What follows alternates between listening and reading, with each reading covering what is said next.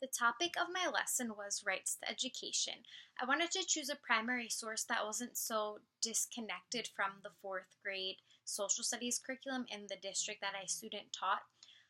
Luckily, their first unit, which we were still in at the time of this primary source lesson, was government foundation. So they had introductory lessons in the previous days and weeks about laws and rules and rights in the United States Constitution and what's defined in the Constitution and the purpose of it. So this was already prompting them to think about what laws do I follow as an American citizen and what rights do I possess.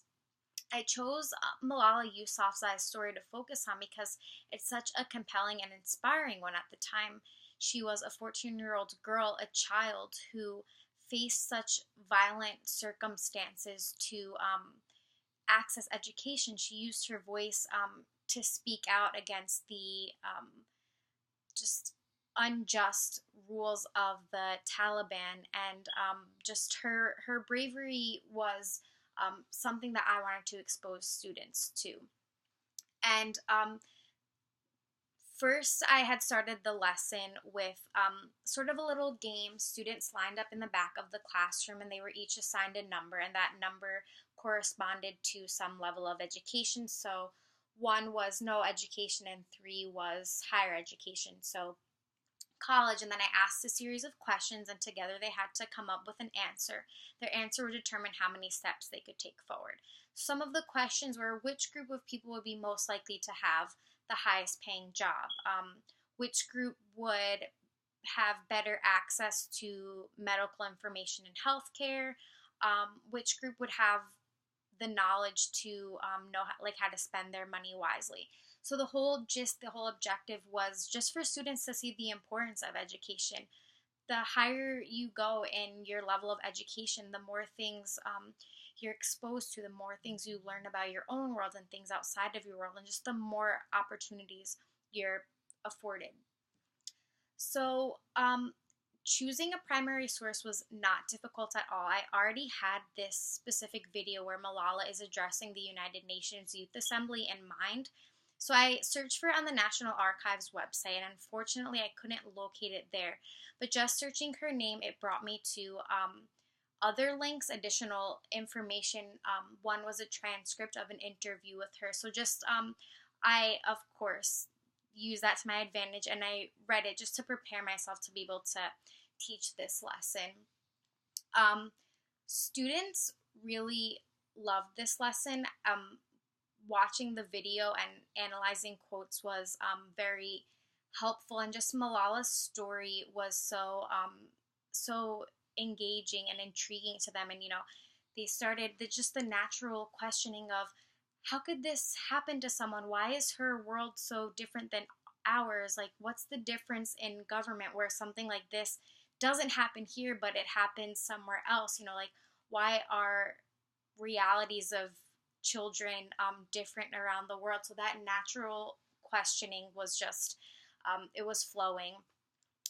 Students had to use analytical and critical thinking skills when analyzing these quotes and doing a close reading of her speech. Some of the quotes were actually quite difficult. One of them that Malala used was "the pen is mightier than the sword."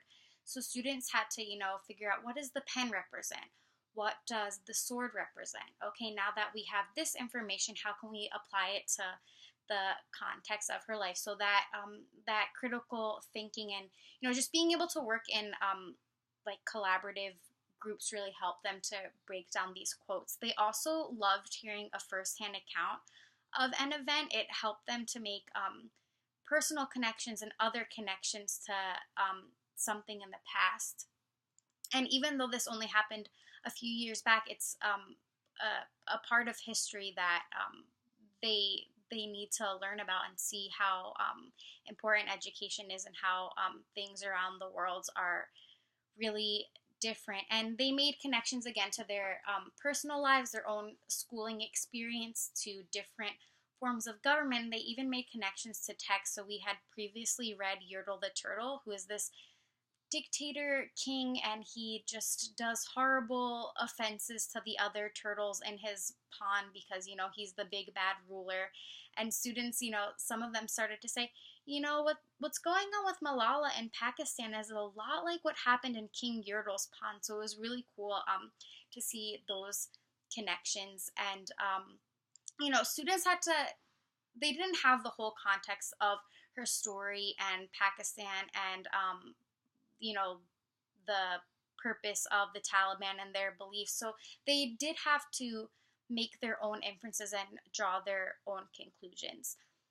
As a teacher, it was really great to use this source because a primary source, because it wasn't different than using any other source. You have to evaluate it in the same way that you would any other source. So the only adjustment to make this source more manageable was it was a 17-minute long video, and we know as teachers with time constraints, we don't have the luxury of viewing a 17-minute video. There's no way that could happen. So I just found a nice chunk of the video where students would learn what they need to know, and so that they would be able to meet the objectives. Not intimidating at all to use a primary source. Students were super engaged, and it was a great learning experience for me as well.